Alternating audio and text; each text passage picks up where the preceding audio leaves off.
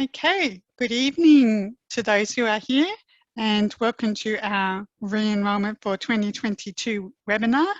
It's exciting to have you with us and thank you for tuning in.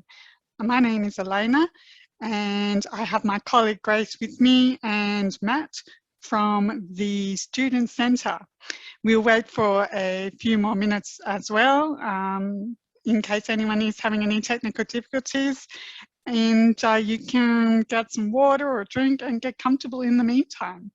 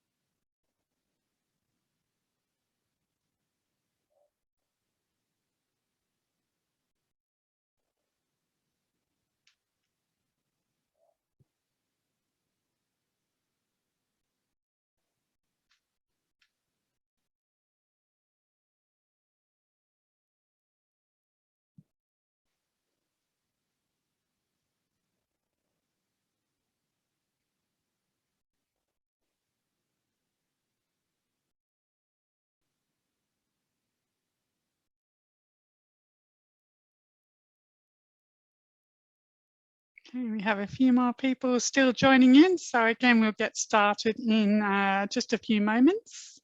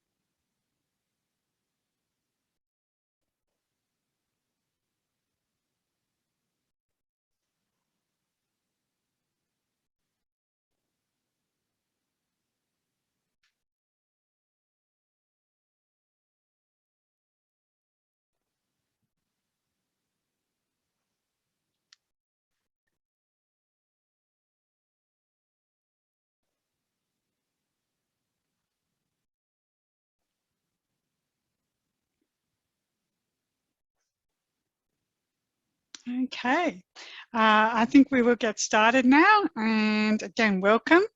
I will firstly commence with an acknowledgement and welcome to country. So to begin with, I would like to acknowledge the Gadigal people of the Eora Nation, upon whose ancestral lands our city campus now stands. And I would also like to pay respects to the elders, both past and present, acknowledging them as the traditional custodians of knowledge for this land. I would further like to acknowledge the traditional custodians of the various ancestral lands from which our other attendees join us today, and to pay respects to those elders past and present.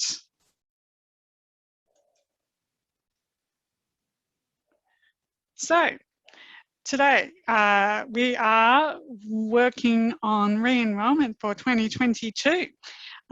We've understandably had quite a few unexpected surprises and challenges this year, which can certainly make it harder to know what you should be planning in terms of your 2022 enrolment.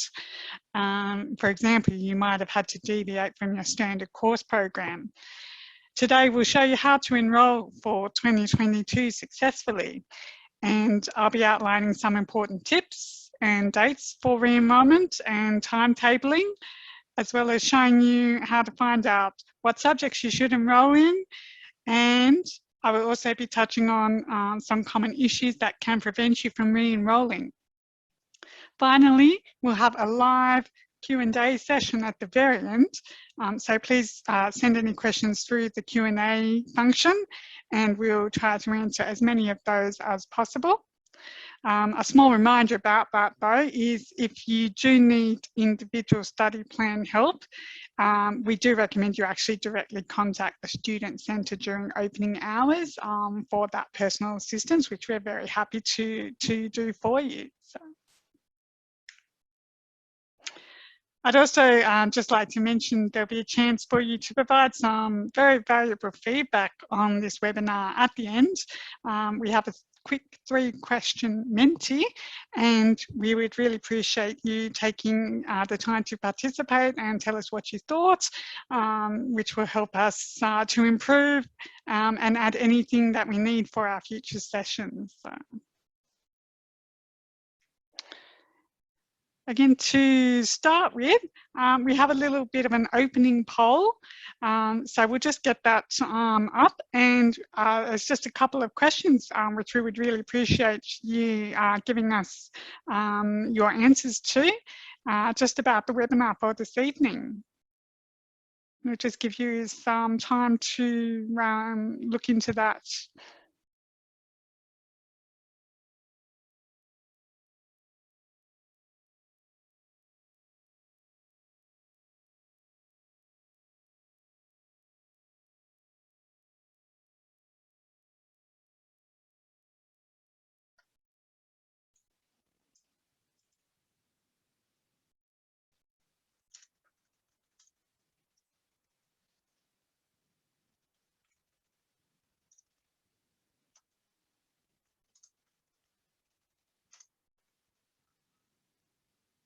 Okay, we'll just see how we're going with those results.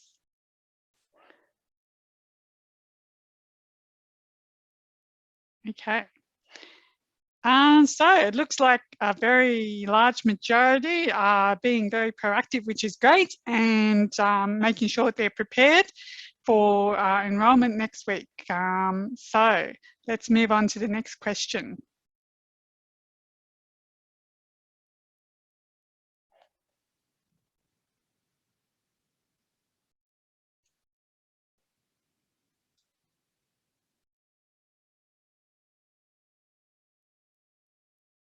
This is just very beneficial to gauge how everyone's feeling at the moment.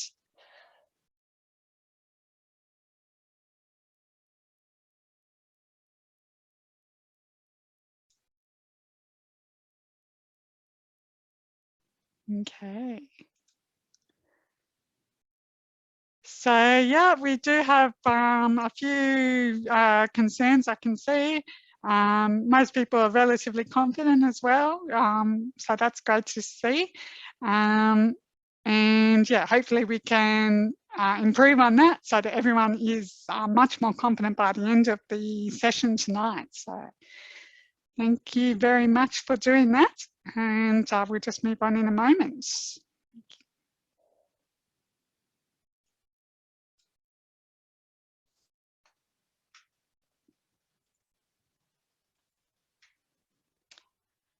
Okay, if we have any commencing new students with us today, I'd just like to highlight the steps to accept your offer and then enroll are actually outlined on the Starting at UTS website, and I will have a link for that page posted in the chat there. It's a very great website to go through the steps and requirements before you begin. There is also the enrolment guide, which is very comprehensive and again very helpful, which is also going to be provided through the link on the chat. We'll have another link there for you.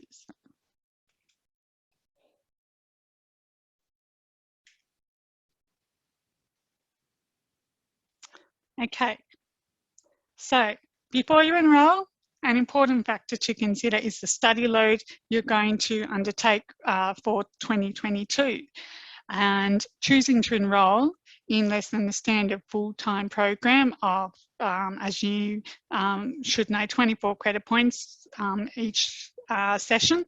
This can impact a number of things, such as the overall time it will take to complete your course, and eligibility for certain financial support, such as Centrelink, travel concessions and whatnot, as well as some scholarships. In particular for international students who are studying onshore, who are in Australia, you must actually apply for special permission if you do wish to reduce your study load so that you can maintain your student visa compliance.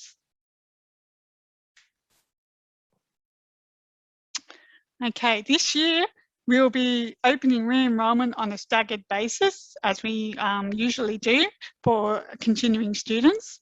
And this depends on what your course's owning faculty is.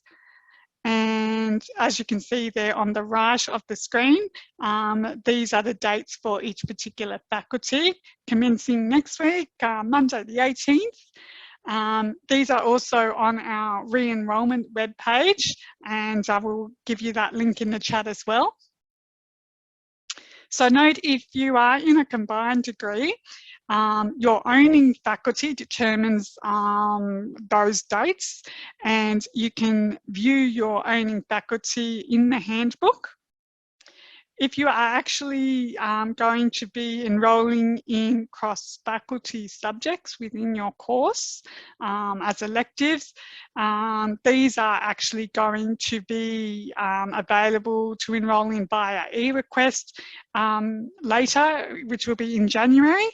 And the dates for those are on the cross-faculty enrolment page, which we will also have the link in the chat there for you.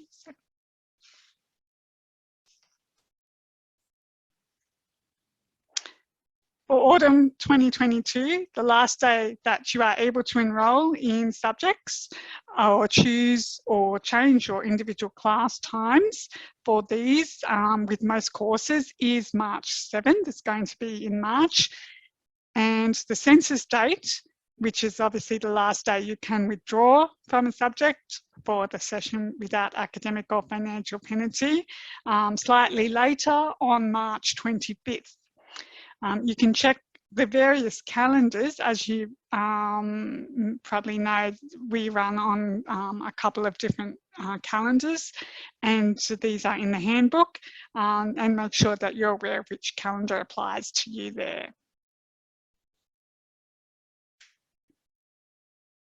Some of the most important tips around enrolment and re-enrolment. So enrolling in your subjects early is very important. As you also may know, they can sometimes fill up quickly.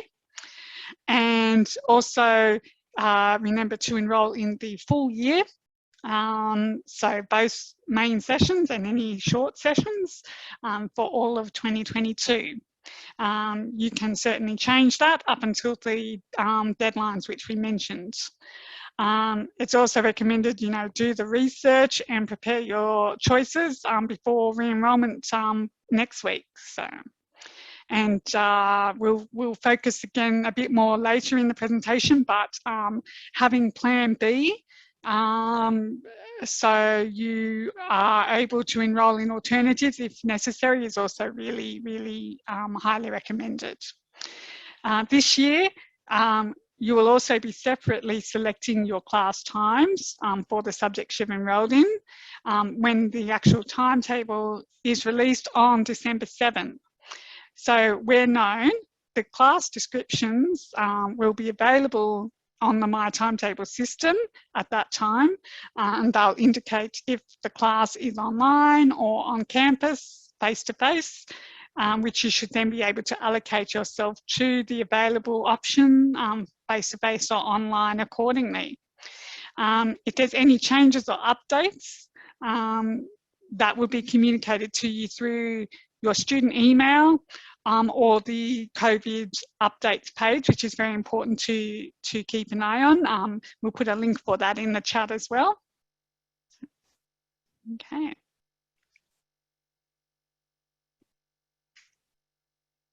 So we're just going to move on to a couple of COVID-related updates and information. For any students joining us from offshore this evening, I'm just going to quickly highlight the recent information about the government's pilot plan to start returning students to New South Wales, which UTS is very, very excited about.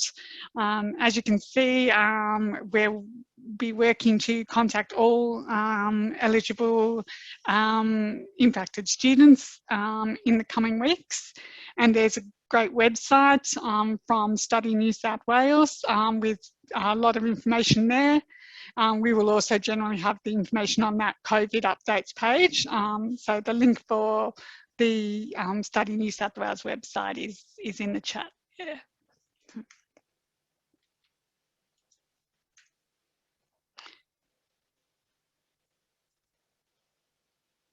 In terms of the reopening and reactivation of campus, we've just released our phased reopening plan for study and activity on campus moving forward, which is in line with COVID safety guidelines.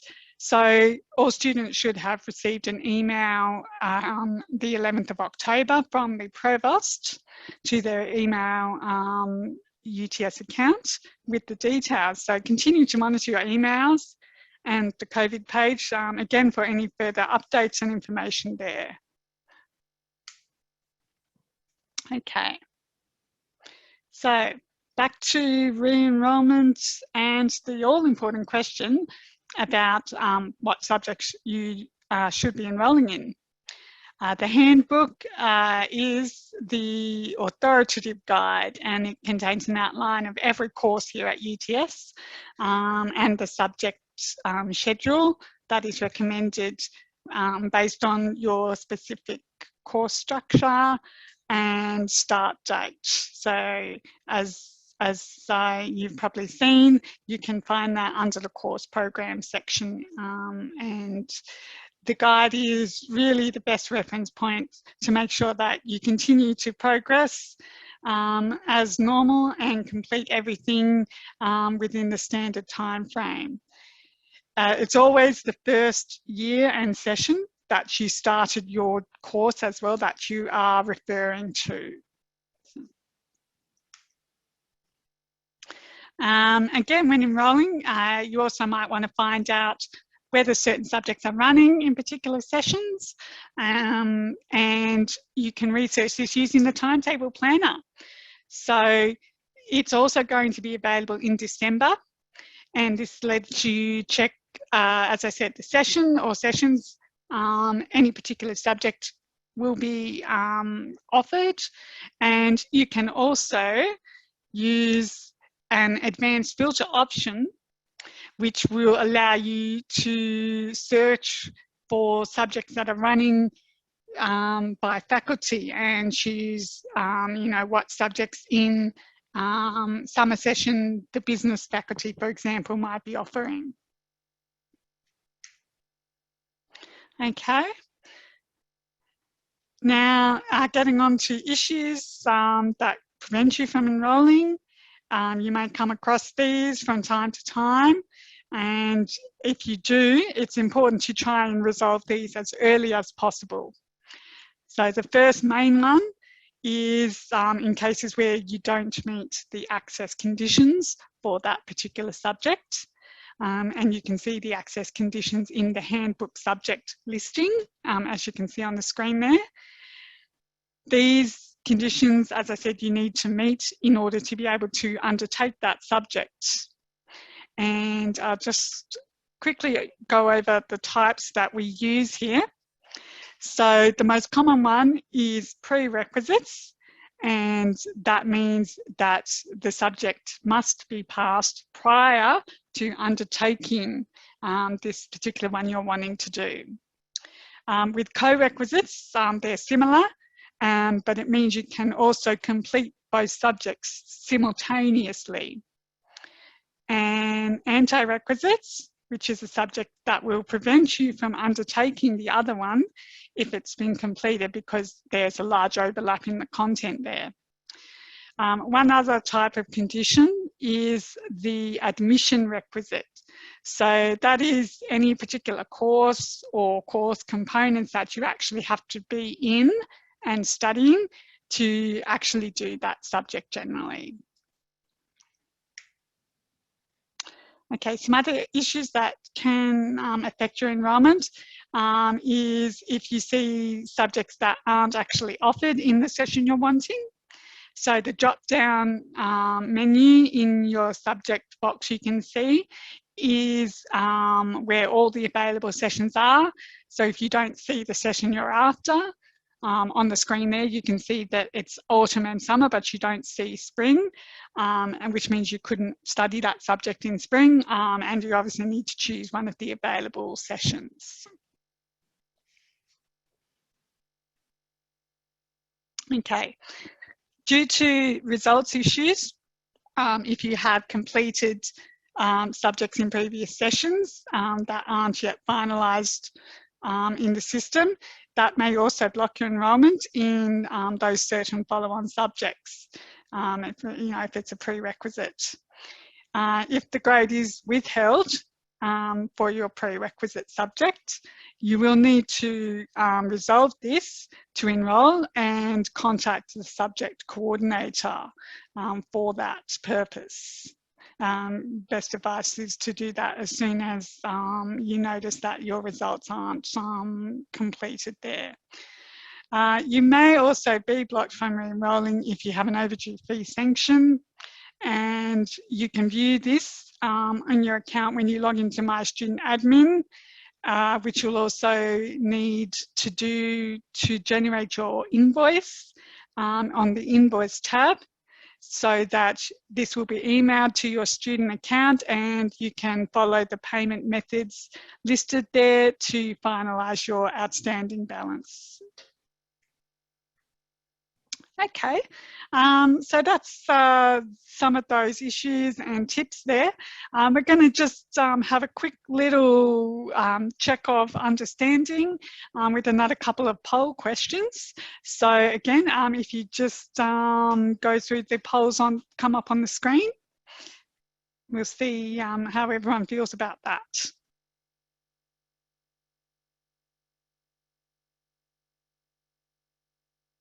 I'll just give you a moment there.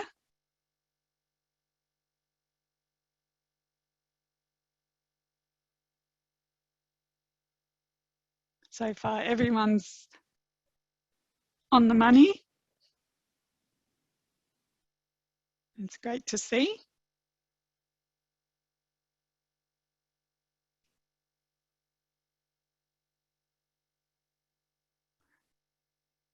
Okay. The correct answer definitely is to look in the handbook if you need to find a list of the subjects which are eligible to study for your electives. Excellent, okay. We just got another quick question.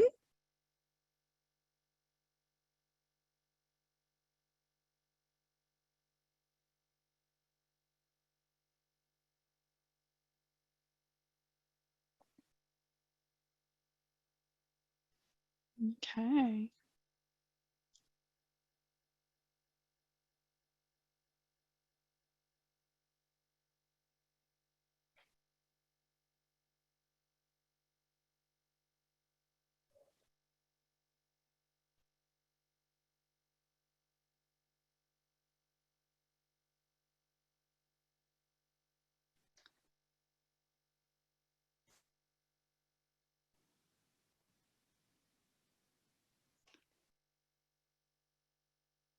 So just give that another moment. Great. Again, most people got that very well, that the subject coordinator for that outstanding subject is the best point of call. If again you have any issues with that though, the Student Centre can provide you with some advice if the subject coordinator doesn't respond, for example. So it's very great of you to give your input there, and that was our first time with a poll in this session, so thank you for joining in. Now I will pass over to my colleague Grace, who's going to go over our next section of the session and cover erequests and alternative plans for enrolling there. Thank you, Grace. Thank you, Elena. Hi, everyone. So for this part of the presentation, I will be presenting about erequests and different Plan B options that you may have to undertake for when completing your re-enrollment. Today, I will focus on things such as what is erequest and how to submit an erequest. Do you need to submit an erequest? In other words, when is it necessary to submit an erequest and when is it not necessary? What happens to the submitted erequest? And last but not least, what can you do in the meantime? In other words, exploring other plans when you can enroll in a subject. By the end of this presentation, hopefully you will be able to understand under which circumstances erequest is applicable as a solution and under which circumstances it is not. So let's move on to the next slide.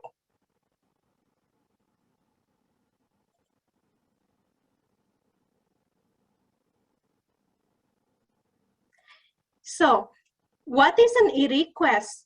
Erequest stands for electronic request, and normally students will submit an erequest if they are unable to self-enroll into a subject or they are unable to self-withdraw from a subject. Now, under what circumstances should you submit an erequest? The first thing is when you are studying and you need to enroll into a core subject. So a core subject is a subject that is required within your study plan. And you need to absolutely do that subject. You cannot substitute it. So under that circumstances, if the core subject is full, then you can submit an erequest. Second thing, when you are experiencing a timetable class or unable to allocate yourself into class activities. Third thing, when you are selecting or changing your substructure or your submajor, your major, your choice block, or your stream, you cannot do that by yourself, so you need to submit an erequest for that. Fourth, when you are enrolling in another faculty subject as an elective, such as you want to do a cross-faculty elective. Fifth, when you are withdrawing from a subject after a census date. So after the census date, you absolutely will not be able to withdraw from subjects. Therefore, you need to submit an erequest if you wish to withdraw from them. And then last one, if you are studying engineering, engineering review subject is one of the subjects that you cannot self-enroll. So under that circumstances, you will need to submit an eRequest. Okay, let's look at the circumstances when you do not need to submit an eRequest. Okay, so when you wish to enroll into a full elective subjects, you shouldn't submit an eRequest, because an elective subject means you do not need to complete the subject to be able to graduate. Instead, you can enroll into an alternative elective subjects. Second thing, do not submit an eRequest if you wish to waive a prerequisites from a subject, but you do not have any special reason to do this. Why is that? Because even though if you submit the eRequest, it will get rejected. Sorry, excuse me. Therefore, you shouldn't submit an eRequest to waive a prerequisite without a special reason to do it. The third thing, if you want to overload the credit points, meaning you want to study more than 24 credit points, but you do not have a special reason to do it, you also shouldn't do this. So what are the special reasons to overload? Sometimes some international students, they are within their last session and they want to study instead of 4, maybe 5 subjects because they just want to complete their study and return to their country. Then in that case, they can try submitting an eRequest and the team can assess it for them. Also, do not submit an eRequest if you are unable to enroll into subjects, but there are alternative subjects to undertake. So this one is kind of a bit similar into the first point, which is if an elective is full, but there are other options, then you can just choose other subjects. The last one, do not submit an eRequest if you are unable to allocate timetable classes, but you have not checked for alternative solutions or contact the student center. So sometimes you may think your timetable is clashing and there is no other solution and you rush and submit an eRequest, but that may take 3 weeks to get back to you. So instead, maybe give us a quick call at the student center and we may be able to advise you on alternative solutions. Next slide. Thank you. So how to submit an eRequest? To submit an eRequest, you can go to UTS My Student Portal. I'll give you guys a bit of time to do a quick scan on the barcode there.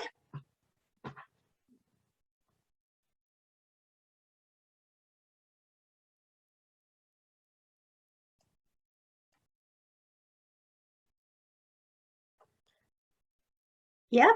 So once you have logged into My Student Portal, it will pop up with 6 different tiles. So the one on the left-hand corner on the top, please click on that and you can submit an eRequest there. Next slide, please. Okay. There are few things to remember in mind when submitting an eRequest.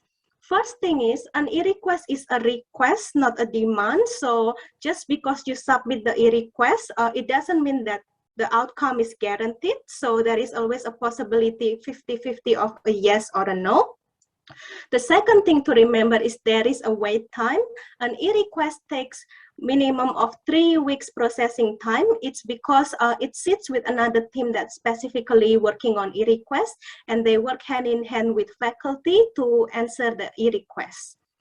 Also, it's important when submitting an eRequest, it is recommended that you explore other options for enrollment in the case that your eRequest being rejected. In other words, it's good to always come up with plan B. I will talk a bit more about that within the next slides. Okay, different types for your eRequest submission. The first one, supporting statement needs to be brief, comprehensive, but precise. Second, you need to provide a summary of your situation, what you are requesting for, why is it important for you to get that request approved, for example.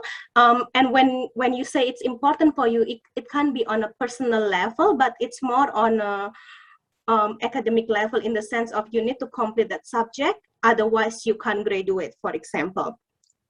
You can also mention if you have spoken to the student center, you can put that in the e-request. You can say the student center recommended me to submit the e-request, or they instructed me to do that.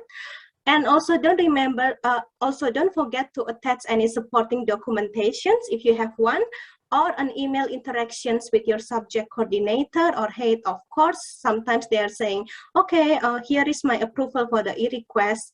You can submit the e-request. Again, even though you have an interaction or approval from subject coordinator or faculty, it doesn't mean that it's guaranteed, but it's just strengthening the request sometimes. To conclude, the e-requests have to be precise, concise, and reasonable with support. Okay, now let's move on to types of e-requests. There are different types of e-requests, not only one. So the most common one, will go from the most common one to the least common one, although all of them are quite important actually. So the first one is when you want to enroll into a full subject.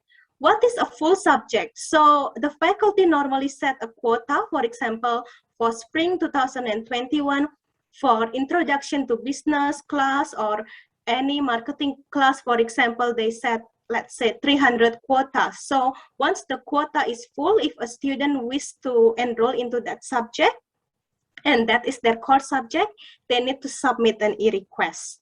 The second reason is timetable class. So what happens is, as you know, when building your timetable, it's inevitable that sometimes there are classes. So again, before submitting an e-request for timetable class, make sure the first thing that you are following the study plan. Because if you are following the handbook, normally the timetable class won't happen. In the event that it does happen, even though you are following the study plan, please submit the e-request. Another thing is subject requisite waiver. So sometimes you will have to complete certain subjects, like my colleague Elena explained to you earlier today, to be able to do a second level subject. So if you think there are reasons on why you shouldn't have to complete it again, then you can submit an e-request, or a reason on why you can do the subject along with the second level subject within the first semester. Then you can put an e-request. Again, if the reason is not strong, then it may get rejected, but you can give it a go. Next slide, thank you. Okay, other types of e-requests. There is subject substitution. So sometimes you need to enroll into a course subject to complete your course, and the course subject is no longer offered at UTS. Normally, if a course subject is substituted, UTS will send out an email to the students that are affected, and they will tell the students, oh, we placed new subjects within your study plan. But in the event that it did not happen and you are a bit confused on, oh, how come my subject is not changing yet, even though it should be substituted, you can contact us, or you can submit the e-request. And for students that are doing international studies, if you wish to take a language as a credited submajor or elective, you want to enroll in a language subject, it requires you to submit an e-request. Another common thing, change major, submajor, or stream. To submit an e-request, you can also submit it if you want to change your major, submajor, or stream. Although please note, there are some faculties such as business, if you have not undertaken any subjects within that major or submajor, as in everything is still planned, for business, on top of my head, you can call us at the student center and we can remove it for you manually. But if you have completed at least one subject, then you will need to submit an e-request. The last one is withdrawing from a subject after census date. Once the census date is passed, then it is officially closed. You cannot self-withdraw from my student admin. You will need to submit an e-request. I'll give you guys a bit of time to scan the barcode right there. You will be able to see the e-request instruction page, as well as different types of e-requests and when to submit one.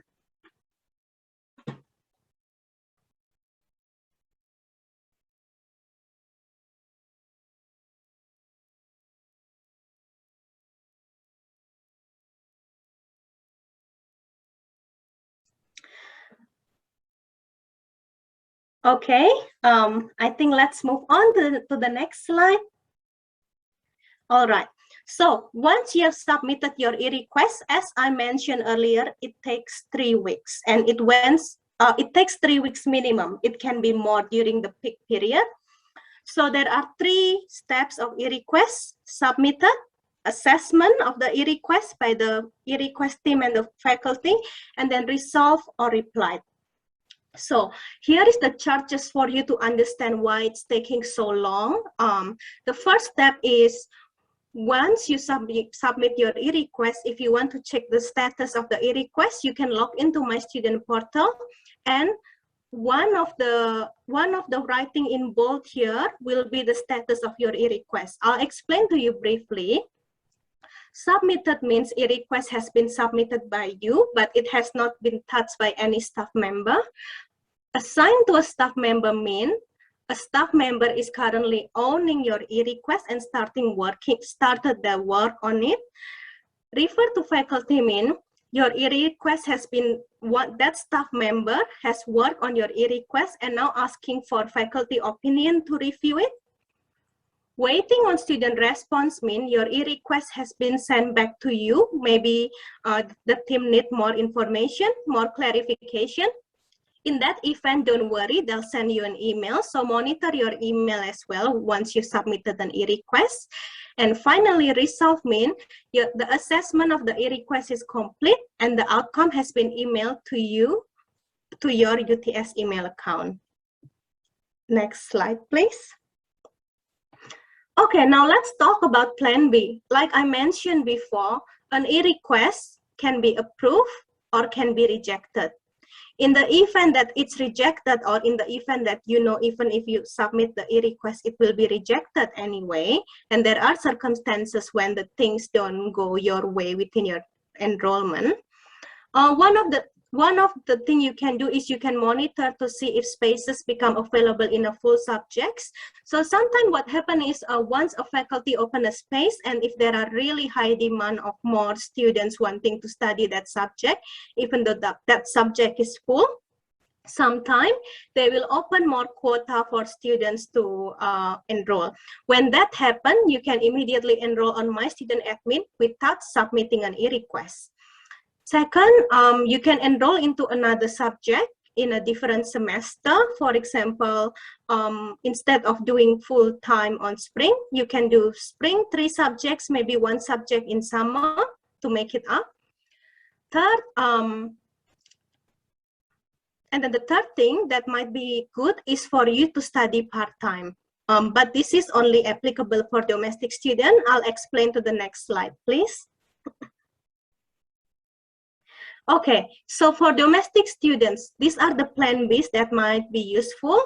Studying part-time. So anything less than 18 credit points in a session is part-time. Be mindful though, if you study part-time, you will lose your OPAL concession eligibility, as well as your Centerlink payment might be affected. Second thing, if you want to be a part-time student, simply enroll into less subjects. You can just self-withdraw from My Student Admin. You do not, if you're a domestic student and you want to enroll in less subjects, you do not need to report this change to us.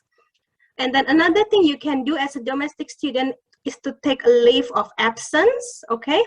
But please remember, when you are doing part-time study, the positive is, yes, you can focus more on each subject. The negative, it may take you longer to graduate. Now, let's move on to international student. International student onshore in Australia, it's compulsory for you all to study minimum 24 credit points in each session. Sorry, not minimum, that's the recommended guideline, 24 credit points. If you want to enroll into less than 24 credit points, submit an application to reduce study load and get the permission. You need to submit this application before the census date, and it takes 2 until 4 weeks for the outcome. Also, please remember, let's say if you submit an e-request before the census date, let's say 1 day before the census date, you can still submit them. We will still assess it, but once it is past the census date and you submit an e-request to enroll into a subject within that semester, we can no longer access it for you. And there is also useful website link here, UTS permission to reduce study load. Thank you. Next slide, please. All right, I'll hand it over to Elina now, my colleague. Thank you for listening to me. Great. Thank you so much, Grace, for that excellent information. And I hope you all found it useful as well. What we have now, before we start finishing up, is a quick little mentee feedback, which we would really appreciate you participating in. And what we will do is, if you can go to the website mentee.com, and it will ask you to enter a code, which we have here on the page for you.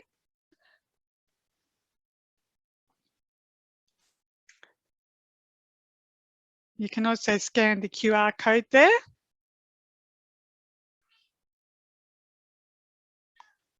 I'll just give everyone a little time to log in.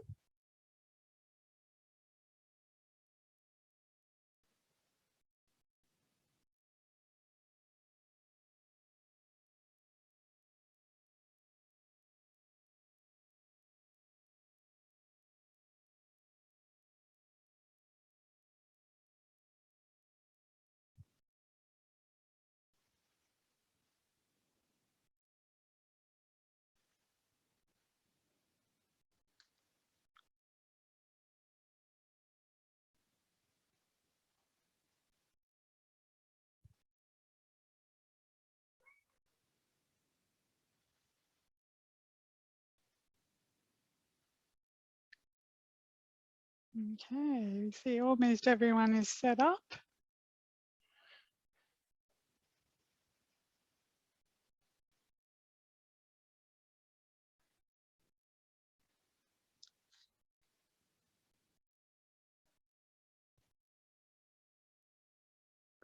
Okay, so yeah,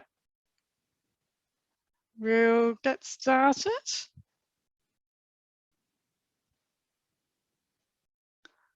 Our first question, if you can ask, is if you now feel more confident about enrolling after the information here.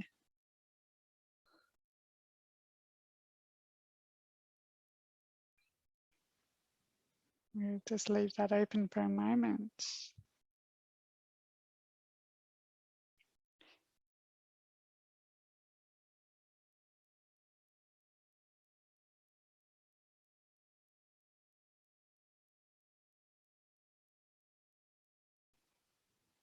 Okay.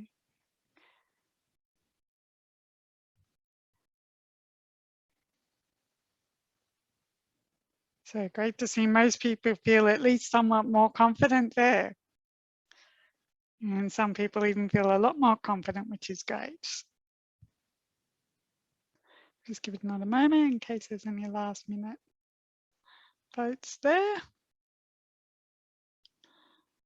Okay, thank you very much, everyone. Our next question. If you have any suggestions in terms of making enrolment processes better and easier for you, we would love to hear them. So this is a chance for you to write in your own answer.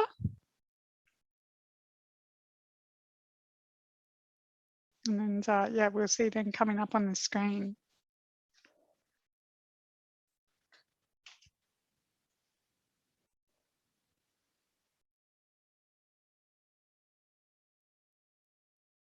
I'll give you a little bit longer for this one.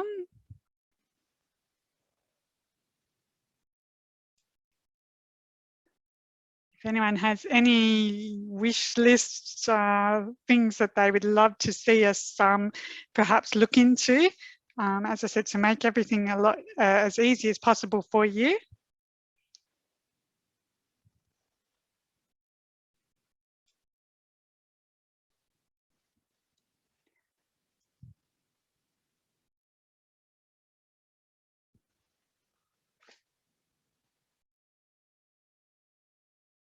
Right. Some really good answers.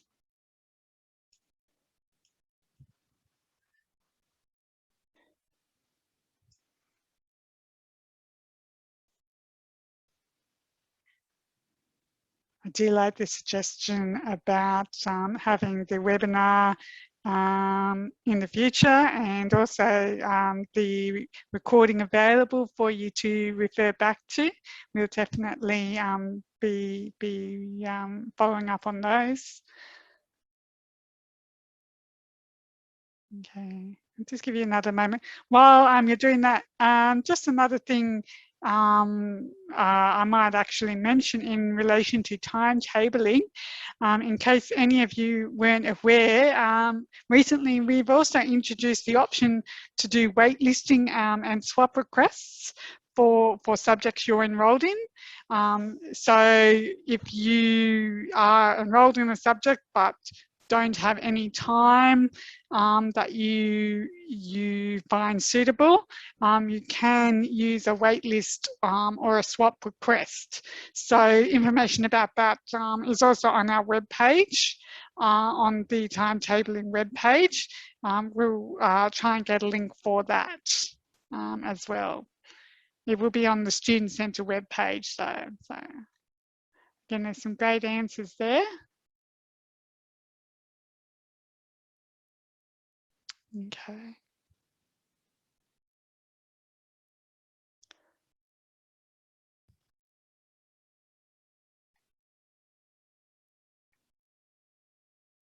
All right. So we'll move on for our last question. Again, we will have a bit of a chance for you to write in your own answer. Just about our webinar itself tonight, if there's any improvements to the presentation or information we haven't covered that you suggest, again, we'd love to hear that. So.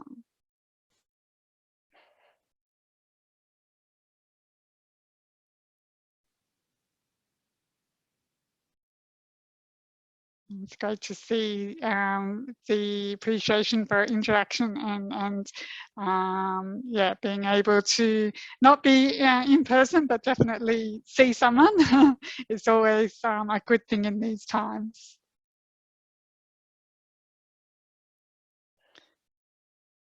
Thank you very much.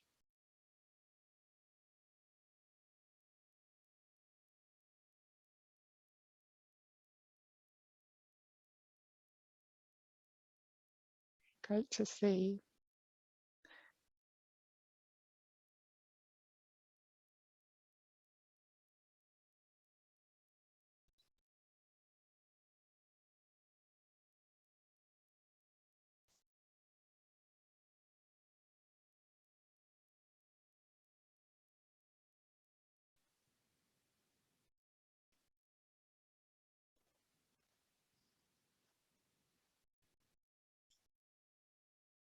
Okay, I'll just give that another moment. Really appreciate all the positive feedback here and the suggestions.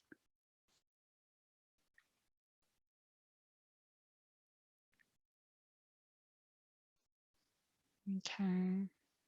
Once the mentee survey here is completed, which we'll finish up with shortly, we will be moving on to our live Q&A. If you have any questions that we can hopefully help you with, as mentioned before, continue to post them in the Q&A function.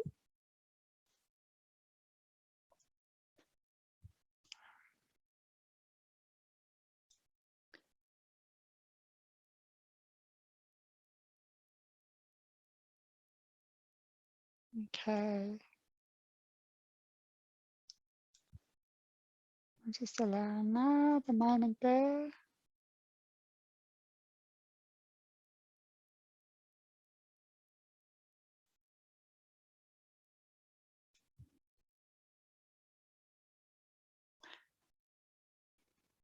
Okay.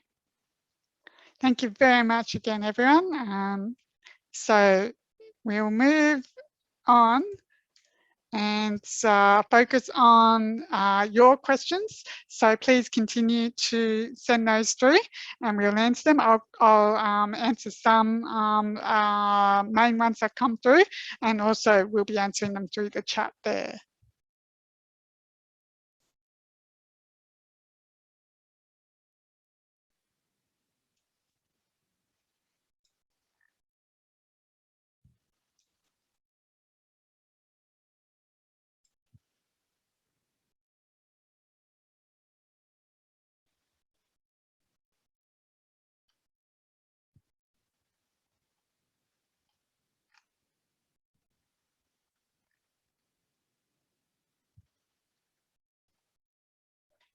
Okay, I'll just answer this quick one that's come up in regards to whether or not summer session is optional. So it is an optional session. UTS offers many subjects over summer session, which runs generally from late November to February. And it's a chance for students to, for example, catch up or get ahead even, or space out their study if they prefer. You can find subjects running in summer session by using the timetable planner, and also contact the Student Centre if you need to double check availability. Generally, you enrol in those summer session subjects the same way as your autumn and spring ones, and that's done, as I mentioned earlier, at the same time. So the summer session at the end of 2022 should generally be also open for you to enrol your subjects in when that commences next week.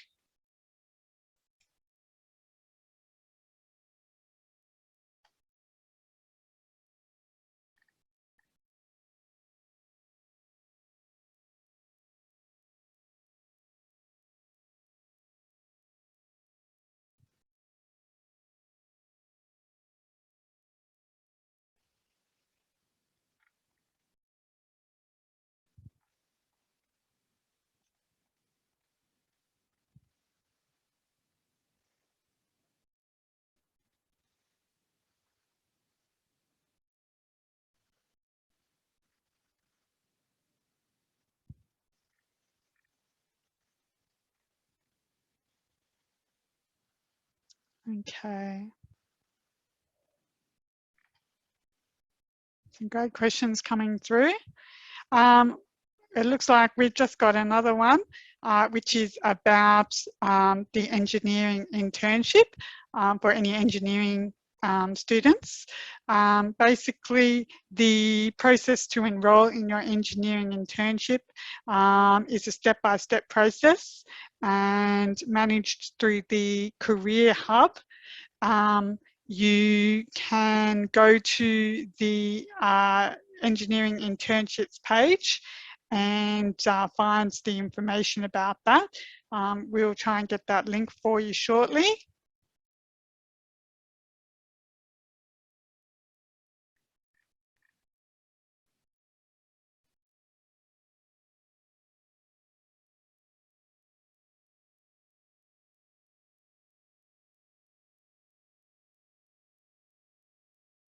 Okay.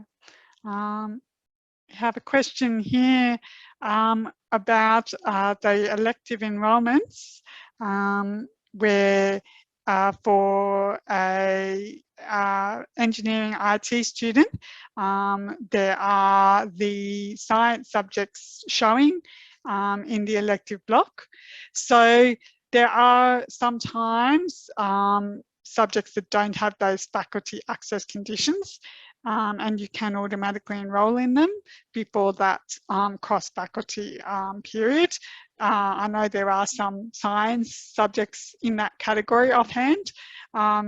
If you add them onto your study plan and still have issues enrolling though, that's when that erequest would be required.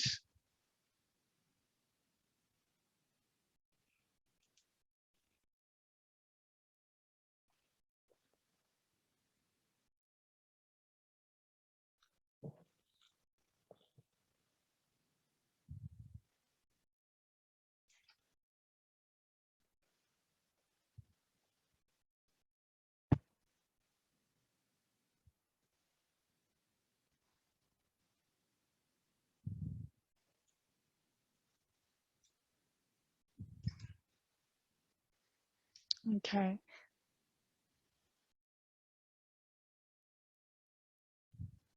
I've got a question here for students waiting to re-enroll pending an LOA, a leave of absence, being updated.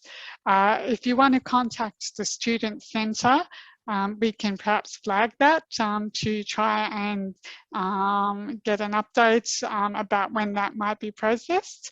Hopefully that will be done before the enrolment commences.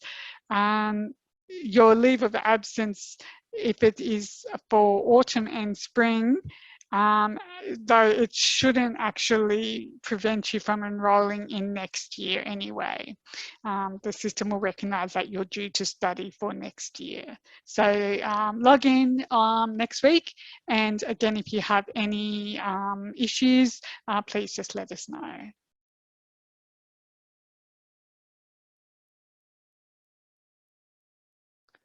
Okay, we'll just give it another couple of minutes to see if any other last minute questions come through, and then we will finish up for the evening. If you do have any other questions that come up or need any further assistance, we have a great FAQ and troubleshooting page. So you can go to the link which we will put in the chat, and also scan the QR code there, contact the Student Centre, which we will also link, and we will do our best to help you there.